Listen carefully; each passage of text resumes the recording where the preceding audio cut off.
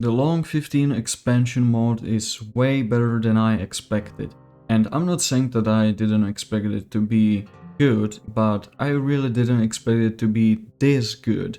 Because when a mod offer, or in this case multiple mod offers, come close to the original writing of the game, it's quite an achievement honestly, and I was a bit skeptical that diving into this mod I might be a bit taken off by it, since it's a mod and I would need to keep that in my mind passively all the time, because that's usually the problem I have with these mods, and it's that I always remember that it's a mod and I know fans made it and there could be some, how should I call this even, like fan fictions or maybe some inaccuracies in the storytelling, or maybe they just do their own thing.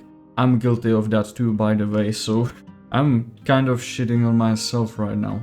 But what this mod was able to do is absolutely incredible. It sucked me into the story, into its world in like 10 minutes.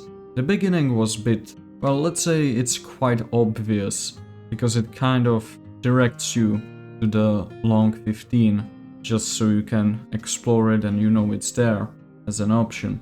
And the character doesn't really have, your player character, the courier, doesn't really have any reason to go visit Long 15, unless you bomb it in the DLC, but they added an NPC that asks you for help because they were scammed by a different courier that is currently impersonating them. And that courier took their name, and they're just doing some weird stuff over there on Long 15, so you need to fix that and get some papers for the original merchant that was scammed.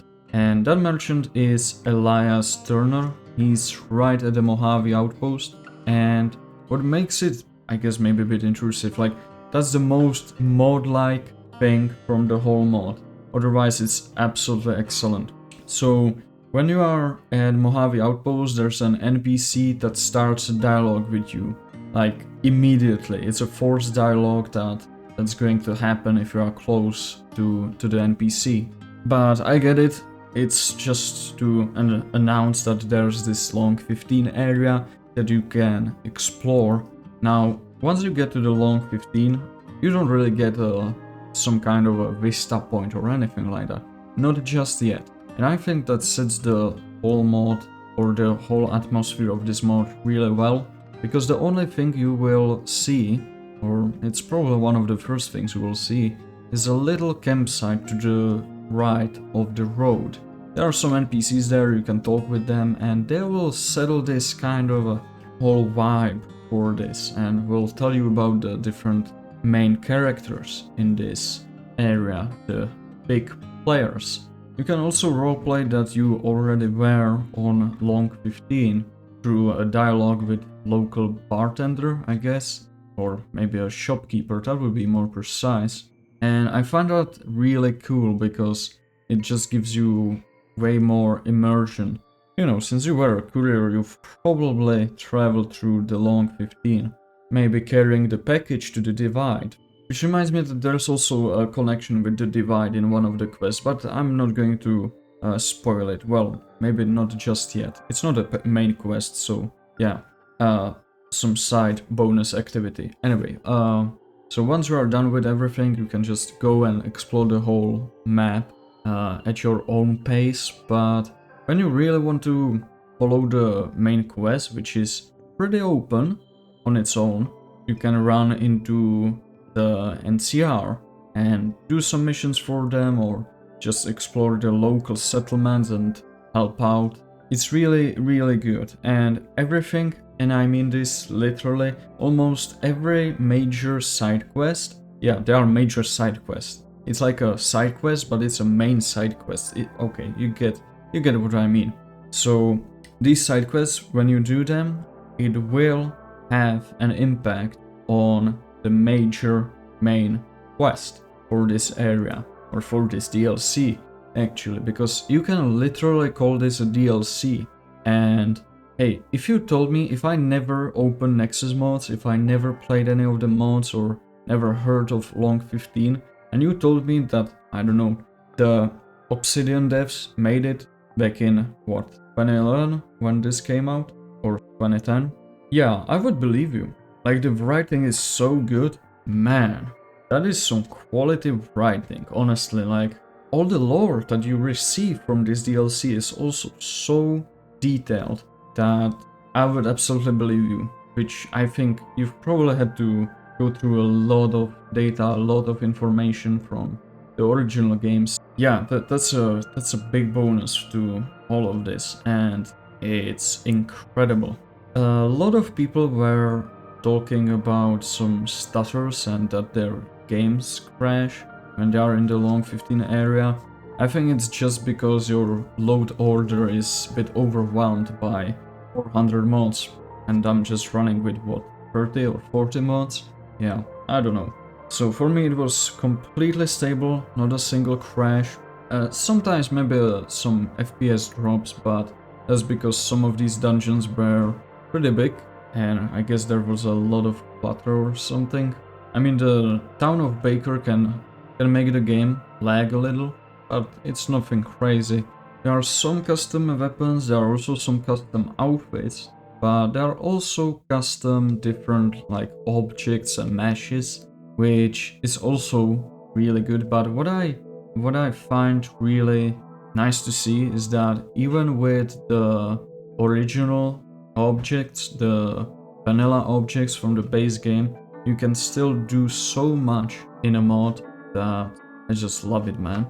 Me myself as a modder, I'm just too lazy to even get together some like original meshes or just do something of my own. So seeing this, that it works even without any original pieces, it's really good. It's really good, I've got to say.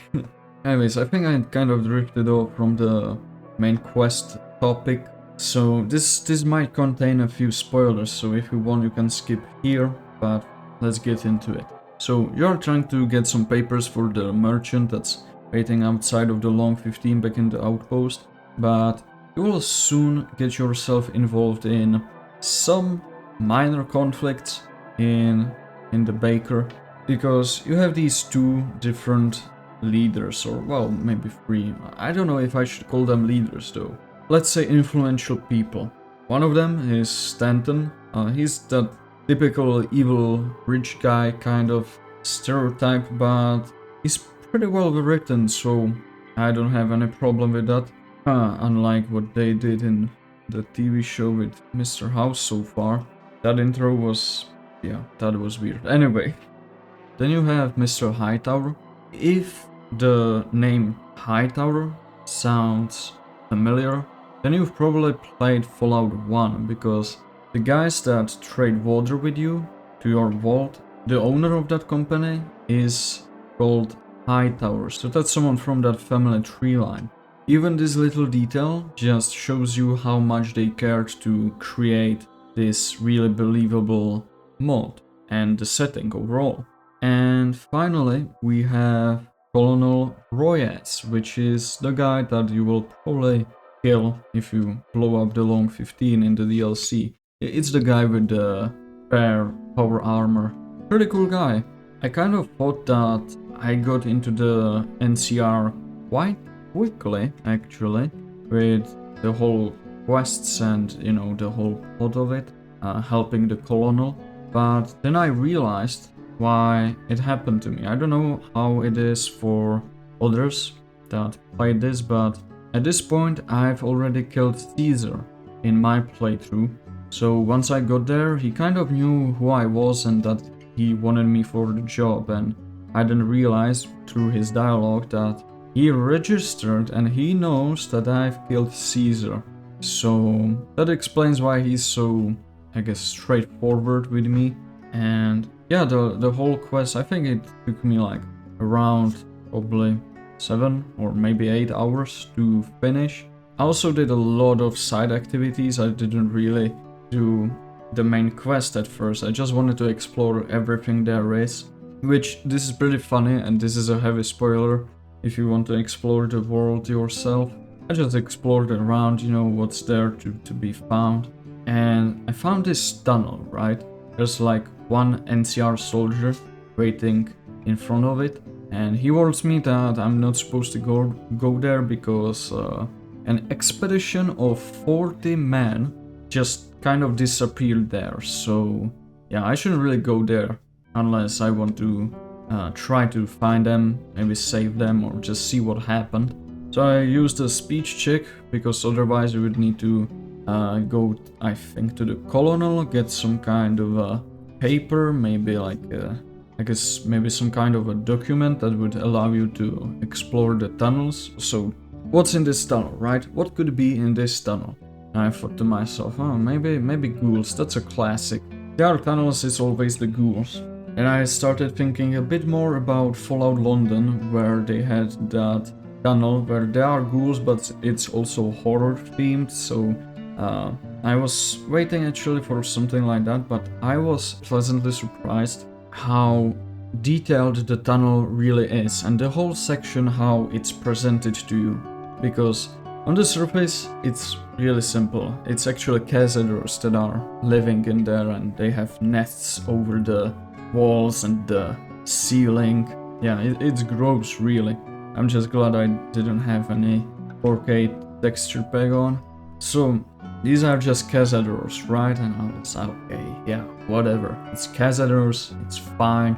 I'm just going to quickly go through this little dungeon, you know, and I'm gonna be done with it. Cool. I can move on, probably do the main quest finally. I was beginning to notice that there are some notes left by the soldiers that went to this tunnel, and the first few notes, yeah, they are just setting the whole plot of this, right? That, yeah, we discovered this tunnel, you know, it was blocked off for some reason, so we just kind of wanted to explore. And then it starts to descend, the whole tunnel. Like, at the end it's blocked, but there's this hole, and there you will start noticing quite interesting things. That it looks quite technologically advanced, or that these notes mention that they are looking for a signal in this tunnel, but after a while they realized that the signal wasn't coming from the end of that tunnel, but it was coming beneath the tunnel. So as they explored, they found out that under this tunnel is a scientific lab similar to the ones in the what is it called? I forgot. It's the Old World Blues mountain, but I forgot what the mountain is called. Yeah, Big Empty. So in the Big Empty there are these similar labs, right? It's the same architecture and everything, and it gets so fucked up down there in the notes. Dude, I was blown away by it, literally. Like, that was some incredible just environmental storytelling just through the notes, or just how the decorations in these areas, in these interiors were. Then you will find some audio notes, or, well, hollow discs, I guess, and they have recorded messages of the main guy leading this squad talking about the flying drone that was ripping, I guess, spines and brains out of the soldiers alive, and that drone pretty much lobotomized them. So after the first half of the dungeon, we will encounter lobotomites instead of cazadors, which is way creepier, to be honest. Like, yeah, cazadors are pretty annoying, but what are you going to do with a lobotomized NCR ranger that has probably the thickest armor that I've seen in this mod and in this game, because I was playing my character that was probably level 27 only, something like that. Yeah, it was rough down there, but I eventually made it. I just got through the whole dungeon, and man, I loved it. It made a really good impression on me. So I just began exploring more side areas, right? Man, there are so many different areas. Like, one of them, which I recommend, and I will spoil it anyway, because this is quite important for the mod. This mod has its own radio station, but its signal isn't strong enough, so you need to boost the signal first. And it's this junkyard behind Baker, where there's this guy, Woozer, that wants to upgrade his signal. so he can broadcast through the whole long 15. I don't know, I'm not really sure if you can find the radio in your Pip-Boy when you are in the Mojave, but I think you should be able to do that, really. Anyway, some of these bangers, man, some of these songs are amazing, because all of these songs, or most of them, are just covers of well-known songs, different covers on Johnny Cash. What else is there? I think there's Creed. I think I heard Audio Slave. Yeah, there's a lot, and that's one of the things I really want to highlight. It's the radio and the choice of the songs. It's great. Also, the radio host also has different voice lines depending on what you've done in this DLC, and it just adds up to the whole immersion. But what I think, well, I really don't want to spoil this whole mod because it's so amazing, right? But one of the few things that I will tell you about is what features it really has. So there's custom voice acting. That's probably obvious if you've looked through the page or you've seen the trailers for it. But there are also new dialogues for your companions. So if you have a companion with you, they are going to have special bark or, well, idle chat or something, that when you just do something or find something, they will comment on it. And Boone obviously has the most lines for this kind of DLC. Unfortunately, I didn't have Boone with me, but I had Veronica, and she also has quite a few lines. And I think these are AI generated, because yeah, there are some words that they never really said in the game. And I think that's all I've got for today. It's a bit more ranty, I don't really have a script for this or anything, but I hope you like this video. Consider a like or a subscribe if you want to watch more content, because I'm thinking about replaying some of my older games from my childhood and what my older brother used to play, because I got external CD drive or whatever it is called in English for Christmas, and I just managed to run most of these games, which I thought that they would never function on modern systems, but they actually do, and it's quite a surprise, and I can't wait to share some of these experiences with you, because some of these games I've never played because I was too young for them, or maybe too stupid for them, or maybe a little bit of both. But I'm really excited to see what they've got. Anyways, see you later. Thank you for watching. Bye bye.